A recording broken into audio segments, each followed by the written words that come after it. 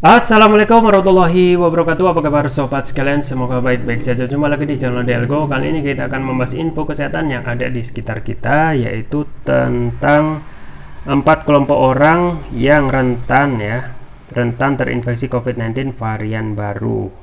Ini sesuai yang dilansir oleh cnnindonesia.com. Langsung saja kita baca dan kita ulas. Tapi sebelumnya bagi Anda yang ingin mencoba produk kesehatan herbal yaitu madu hutan, silakan, variannya banyak, cocok disediakan untuk menjaga stamina dan kesehatan keluarga dan diri sendiri setiap hari. Link pembelian ada di deskripsi atau bisa kunjungi toko online kami Delgo di Tokopedia atau Shopee. Ya, langsung saja kita baca dan kita ulas. Jakarta, CNN Indonesia. Masyarakat perlu tahu kelompok orang yang rentan terinfeksi COVID-19 varian baru XBB.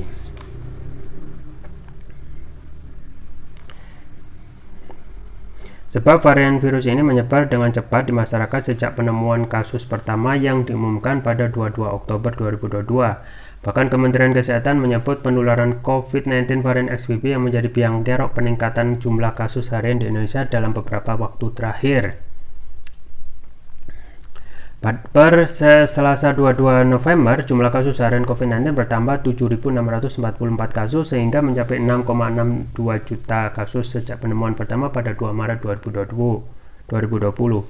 Selain itu, menurut Kemenkes, COVID-19 varian XBB juga lebih mudah menular dibandingkan varian Omicron, meski tingkat keparahannya atau fatalitas tidak lebih parah dari Omicron. Maka dari itu penting untuk mengetahui siapa saja yang sekiranya lebih rentan terinfeksi varian virus ini agar lebih waspada. Berikut daftar orang yang rentan terinfeksi COVID-19 baru XBB. 1. Orang yang belum pernah terinfeksi COVID-19. Ketua Satgas COVID-19 dari Ikatan Dokter Indonesia IDI Erlina Burhan mengatakan orang yang belum pernah terinfeksi COVID-19 sejak awal pandemi dimulai merupakan kelompok yang paling rentan tertular varian XBB. Pernyataan ini didasari dari analisa kasus penyebaran varian XBB di Singapura yang sempat melonjak tinggi pada waktu cepat. Rupanya, banyak pasien COVID-19 varian XBB di negeri Singa merupakan orang yang belum pernah terinfeksi COVID-19 sama sekali. Kelompok ini disebut COVID naif, meski ini masih perlu penelitian lebih lanjut untuk kasus penyebaran di Indonesia. Hati-hati yang belum tertular, risiko menderita COVID-19 subvarian XBB ini lebih tinggi dibandingkan orang yang pernah COVID-19, ungkap Herlina. 2. Orang yang belum terima dosis lengkap vaksin COVID-19. Selain orang yang belum pernah terinfeksi COVID-19, kelompok orang yang rentan terinfeksi COVID-19 varian XBB adalah mereka yang belum menerima dosis lengkap vaksin COVID-19. Misalnya baru pernah menerima 1 dosis vaksin saja. Memang orang yang sudah pernah vaksin COVID-19 tetap mungkin tertular varian XBB, namun mereka yang belum mendapat dosis lengkap punya kerentanan yang lebih daripada yang sudah lengkap. Vaksinasinya harus dipenuhi, terang Erlina. 3. Orang yang belum pernah vaksin COVID-19. Tak hanya mereka yang belum lengkap menerima dosis lengkap vaksin COVID-19, orang yang belum pernah vaksin COVID-19 sama sekali juga rentan tertular varian XBB. Bahkan Menteri Kesehatan Budi Gunadi Sadikin, BGS Budikan Indonesia Sadikin, mengatakan orang yang belum pernah vaksin COVID-19 sama sekali memiliki resiko meninggal di gelombang penyebaran COVID-19 kali ini. Maka dari itu segera menghubungi tempat vaksin COVID-19 terdekat untuk mendapatkan dosis vaksin secara bertahap mulai dari yang pertama sampai akhir. 4. Orang lanjut usia dan komorbid. Kelompok lanjut usia lansia dan memiliki komorbid sebaiknya juga berhati-hati dengan varian XBB, sebab bukan cuma mudah tertular, tingkat keparahan setelah terinfeksi varian virus ini bisa meningkat jika sudah lansia dan punya komorbid. Demikian daftar orang yang rentan terinfeksi COVID-19 varian baru XBB. Jika ada gejala COVID-19 yang dirasakan, sebaiknya segera melakukan tes antigen atau PCR agar mendapat penanganan lanjutan dalam waktu cepat. Jangan lupa selalu terapkan protokol kesehatan seperti rajin mencuci tangan, menjaga jarak, dan menghindari kerumunan. Ya, itu ya sobat sekalian. Jadi penting buat kita bahwasanya COVID-19 belum benar-benar usai, malah sekarang kemungkinan akan menghadapi anti klimaks ataupun yang saat ini kondisi ataupun situasi masyarakat kayaknya melihat COVID ini sudah hal yang biasa saja. Tapi ingat ya, ternyata memang secara normal ya, virus yaitu SARS-CoV-2 itu normalnya itu pasti akan melakukan mutasi, dan dan betul bahwa ternyata memang ada subvarian dari mutasi yang sebelumnya yaitu XBB, dan ini ternyata karakternya lebih penularannya sangat cepat ya.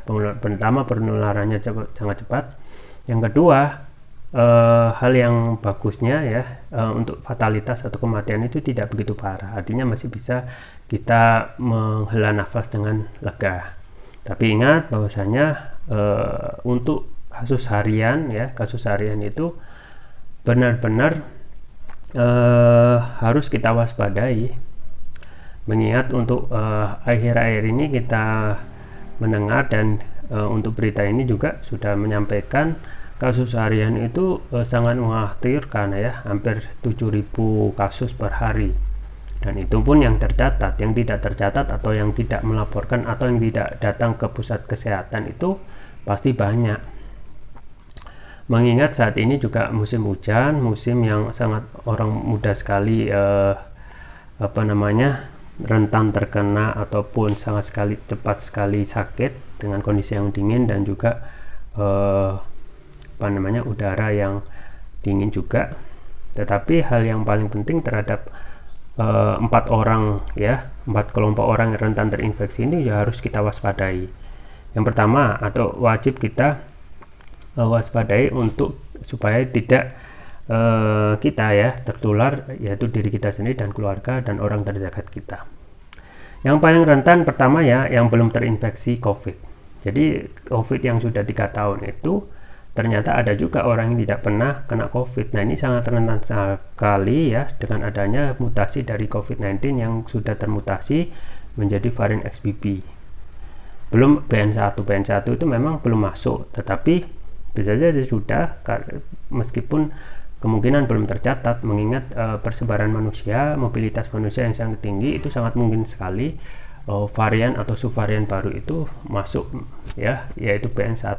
Nah, BN1 ini sudah banyak ditemukan di negara maju, misalnya di Amerika, Inggris, kemudian Australia, kemudian India, Korea Selatan ya. Kemungkinan juga bisa saja masuk ke ini meskipun belum terdeteksi ataupun belum dilaporkan. Kemudian orang yang kedua adalah orang yang belum terima dosis lengkap vaksin ya. Kemudian yang ketiga yang belum pernah vaksin COVID, dan yang keempat ini orang yang lanjut usia dan komorbid. Jadi ini 4 faktor ataupun 4 kelompok yang harus kita kita beri edukasi. Untuk yang belum vaksin ya vaksin, yang untuk lansia dan mendapatkan komorbid ini ya kita jaga kesehatannya, kita ingatkan, terutama ini juga tugas dari Kemenkes dan juga pemerintah untuk menjaga kesehatan masyarakat. Dan yang paling penting juga ya sobat sekalian, penting halnya untuk satu hal, yaitu menjaga imunitas tubuh di saat kondisi sekarang COVID naik ya, kemudian kondisi sekarang hujan yang banyak rentan sekali orang sakit. Imunitas itu penting, salah satu yang dapat meningkatkan imunitas kita supaya tidak cepat sakit adalah konsumsi produk kesehatan yang herbal ya, yang juga terus saya rekomendasikan, yaitu propolis yang saya rekomendasikan yaitu Turkish Propolis Turkiya. Yang ini yang merah ini adalah produk premium karena sudah memakai teknologi nano. Kemudian fungsi nano itu adalah untuk meningkatkan kelarutan dan penyerapan oleh tubuh, artinya dapat mempercepat penyembuhan terhadap penyakit. Kemudian manfaatnya antara lain TPR ini atau Turkish Propolis Turkiya diantaranya adalah mengatasi penyakit non medis, mengatasi kolesterol, asam urat, diabetes, stroke, luka ringan, batuk, pilek, tumor mah, kanker ginjal, amandel, jantung, sinusitis paru-paru, diabetes dan lain sebagainya. Kemudian varian selanjutnya untuk yang nutrisi otak yang biru ini adalah manfaatnya ya, antara lain dapat memberikan nutrisi pada otak, meningkatkan konsentrasi, membantu pemulihan stroke, membantu proses pertumbuhan pada anak dan remaja, meningkatkan stamina, mengatasi gangguan migrain, vertigo, sakit kepala, stres, kepala pening, meningkatkan kecerdasan pada anak dan remaja, sekaligus memudahkan mereka menghafal pelajaran dan menutrisi otak orang dewasa yang suka lupa atau pikun. Keunggulan dari Turkish Public Turkiya ini antaranya sudah mendapatkan sertifikat halal dari MUI, sertifikat dari BPM, dan sertifikat dari INEA International Nano Entrepreneur Association. Penggunanya cukup mudah, tinggal menteteskan Turkish Public Turkiya sesuai berat badan tubuh. Misalkan berat badan tubuh 60 kg, berarti 6 tetes.